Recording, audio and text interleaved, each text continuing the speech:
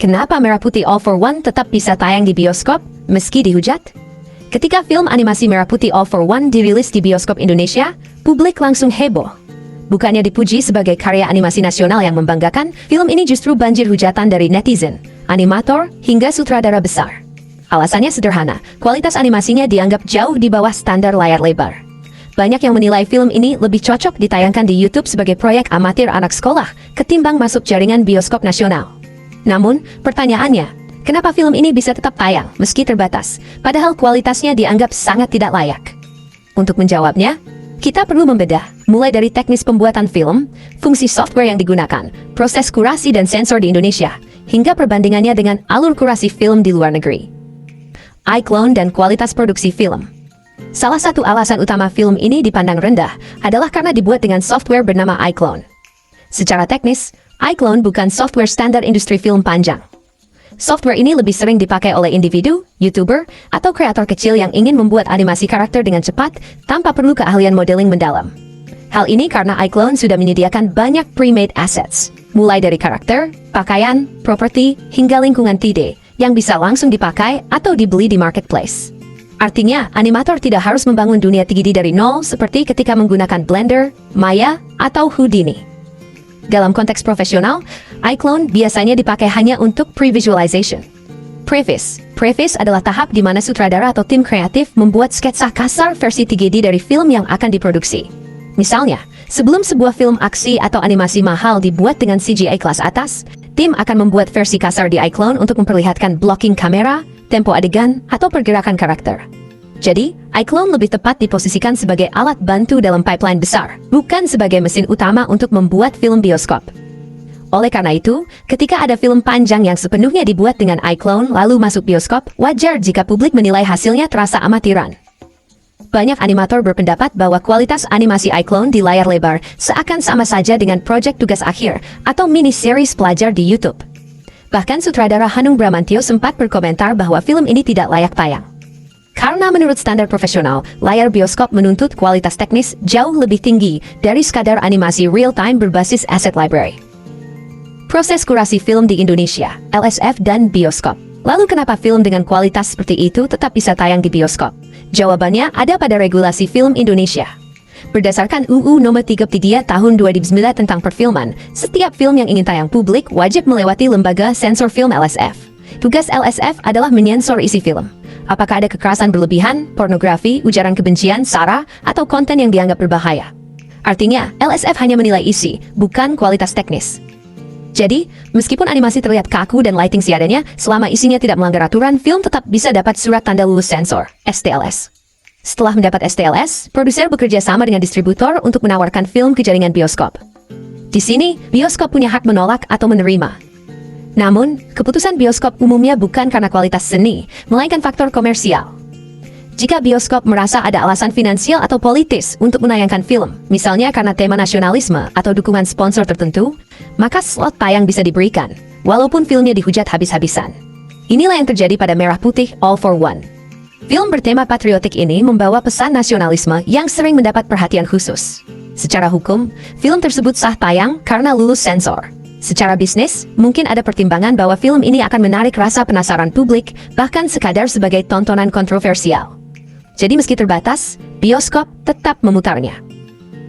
Komentar Hanung Bramantyo dan kritik kualitas. Sutradara Hanung Bramantyo termasuk salah satu tokoh yang angkat suara. Ia mengatakan bahwa film ini tidak layak tayang di bioskop. Menurut Hanung, penggunaan iClone yang notabene software instan membuat film ini lebih cocok sebagai karya belajar atau konten digital ketimbang film layar lebar. Kritik Hanung mewakili keresahan insan perfilman yang merasa standar bioskop Indonesia menurun karena film amatir pun bisa menembus layar bioskop tanpa ada kurasi kualitas. Di sisi lain, para penonton awam pun sepakat dengan komentar Hanung. Banyak yang merasa ditipu oleh label film nasional di bioskop, padahal hasil akhirnya tidak berbeda jauh dari proyek animasi YouTube. Situasi ini menimbulkan diskusi serius. Siapa sebenarnya kurator kualitas film bioskop di Indonesia? Perbandingan dengan kurasi film di luar negeri. Di luar negeri, sistemnya berbeda. Misalnya di Amerika Serikat, ada MPA, Motion Picture Association, yang memberi rating usia, mirip LSF. Namun, setelah rating keluar, film tetap harus melalui kurasi distributor besar, Warner, Disney, Adobe, Delaware. Di Distributor inilah yang menentukan apakah film cukup berkualitas untuk diedarkan secara luas. Bioskop juga punya standar sendiri. Mereka hanya memutar film yang sudah melalui jalur distribusi resmi. Jadi, film amatir hampir mustahil bisa tayang di bioskop besar, kecuali lewat festival film independen. Di Jepang, kurasi dilakukan oleh IRIN. Lalu jaringan bioskop memilih film berdasarkan daya tarik pasar dan kualitas. Di Eropa, festival besar seperti Cannes atau Venice berperan penting sebagai pintu gerbang. Film yang lolos festival biasanya dianggap berkualitas dan baru bisa masuk bioskop.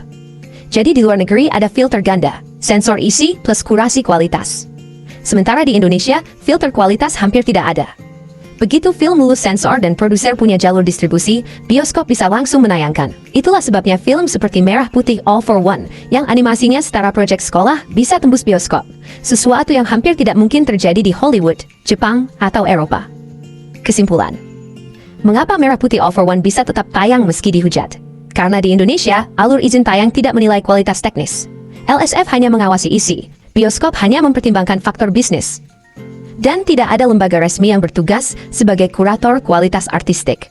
Sementara di luar negeri, film harus melewati dua lapisan, sensor isi dan kurasi kualitas oleh distributor bioskop. Inilah yang membuat publik kecewa. Layar bioskop Indonesia yang seharusnya menjaga standar, justru bisa dimasuki film yang secara teknis menggunakan software instan seperti iClone.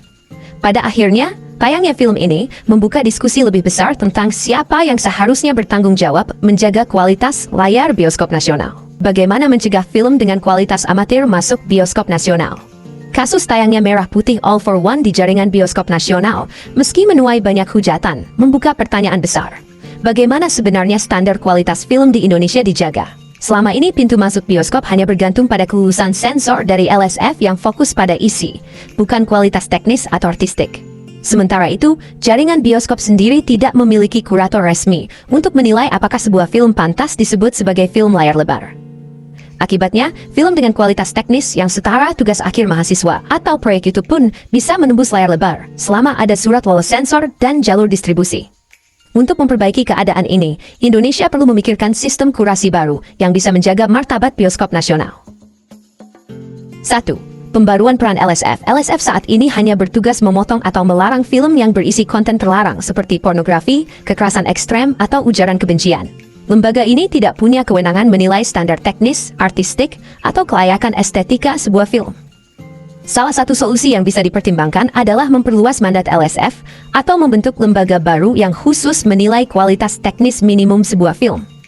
Misalnya, sebuah film yang akan tayang di bioskop nasional harus memenuhi standar tertentu dalam hal resolusi, kualitas audio, dan konsistensi animasi atau sinematografi. Aturan semacam ini bukan berarti membatasi kreativitas, tetapi menjaga agar bioskop tidak menjadi tempat tayang film yang bahkan kualitas teknisnya tidak pantas untuk layar besar.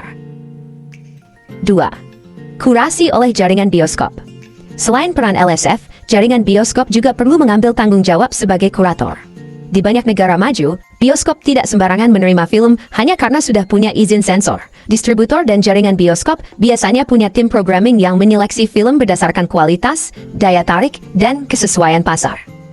Di Indonesia, jaringan besar seperti XXI, CGV, atau Cinepolis bisa membentuk dewan kurator internal yang berfungsi sebagai filter kualitas. Dengan begitu, hanya film yang benar-benar layak secara teknis dan artistik yang bisa menembus layar lebar. Sementara film dengan kualitas amatir bisa diarahkan ke platform lain seperti festival pelajar, YouTube, atau bioskop komunitas. Ketiga, festival dan jalur alternatif. Tidak semua film harus diputar di jaringan bioskop komersial. Indonesia sebenarnya punya banyak jalur alternatif seperti festival film lokal, pemutaran komunitas, dan platform digital. Sayangnya, stigma tayang di bioskop masih dianggap sebagai satu-satunya validasi sebuah film. Perlu ada gerakan bersama untuk memperkuat ekosistem alternatif, sehingga film-film eksperimental, amatir, atau karya belajar tetap bisa mendapat panggung, tapi tidak mengorbankan standar layar lebar. Festival film pelajar, program khusus YouTube Original, atau kerjasama dengan platform OTT bisa jadi jalur yang lebih tepat bagi film seperti Merah Putih All for One. 4. Belajar dari luar negeri. Jika melihat praktik luar negeri, ada dua lapisan filter yang membuat film amatir sulit masuk bioskop besar. Pertama, ada badan rating, MPA di Amerika, IRIN di Jepang, BBFC di Inggris, yang memberi klasifikasi usia, mirip LSF. Kedua, ada kurator distributor dan bioskop yang menilai kualitas film. Film dengan kualitas rendah biasanya hanya bisa masuk festival kecil, tidak langsung ke jaringan bioskop nasional. Indonesia bisa meniru model ini dengan menambah lapisan kurasi kualitas, bukan hanya sensor isi. Bahkan di beberapa negara, ada dana insentif untuk film independen agar kualitas produksinya naik sebelum masuk layar lebar. 5. Edukasi publik dan transparansi. Kasus Merah Putih All for One menunjukkan bahwa penonton Indonesia sudah cukup kritis. Mereka bisa membedakan mana film dengan kualitas bioskop dan mana yang terasa amatiran. Sayangnya, tidak ada transparansi dari bioskop atau distributor tentang bagaimana film ini bisa lolos ke layar. Kedepan, perlu ada edukasi publik bahwa bioskop komersial bukan satu-satunya jalur distribusi film. Penonton juga perlu dilibatkan dalam diskusi tentang standar film nasional. Jika publik kritis dan ada transparansi dari industri, bioskop akan lebih berhati-hati sebelum menerima film asal-asalan. Kesimpulan, film animasi Merah Putih All for One adalah contoh nyata bagaimana lemahnya sistem kurasi film di Indonesia. Dibuat dengan software iClone yang lazim dipakai untuk pre-visualisasi atau proyek amatir, film ini tetap bisa masuk bioskop karena lulus sensor LSF dan mendapat jalur distribusi. Padahal, di negara lain, film dengan kualitas serupa hanya akan tayang di YouTube atau festival pelajar. Solusinya, Indonesia perlu memperbaiki regulasi perfilman dengan menambahkan filter kualitas, mendorong jaringan bioskop punya kurator internal, memperkuat jalur alternatif untuk film amatir, dan belajar dari praktik luar negeri. Dengan begitu, bioskop nasional bisa benar-benar menjadi panggung bergengsi bagi film-film yang memang pantas disebut karya layar lebar. Oke, aku buatkan contoh draft tambahan regulasi atau poin baru yang bisa masuk ke Undang-Undang Perfilman Indonesia. Singkat saja. Draft tambahan regulasi perfilman sulan. Setiap film animasi yang diproduksi menggunakan perangkat studio, independent software, seperti iClone, Blender, Unreal Engine, dan sejenisnya, berhak mengajukan permohonan penayangan di bioskop setelah melalui proses kurasi kelayakan teknis dan artistik oleh lembaga kurator yang ditunjuk pemerintah. Kurasi ini dimaksudkan untuk menilai kelayakan distribusi tanpa membatasi ekspresi kreatif. Dengan demikian, film animasi independen memiliki kesempatan yang setara untuk ditayangkan secara terbatas di bioskop nasional, sesuai standar kualitas audiovisual dan klasifikasi dari Lembaga Sensor Film, LSF.